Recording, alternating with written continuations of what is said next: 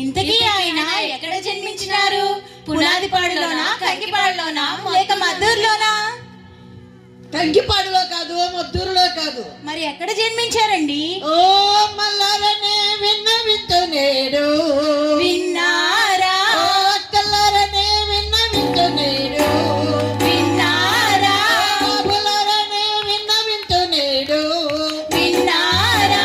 బెత్లెహేము గ్రామమందున విన్నారా? విన్నారా? విన్నారా? శివలపాకల యేసు పుట్టెను. విన్నారా? విన్నారా? విన్నారా? బెత్లెహేము గ్రామమందున విన్నారా? విన్నారా? విన్నారా? శివలపాకల యేసు పుట్టెను. విన్నారా? విన్నారా? విన్నారా?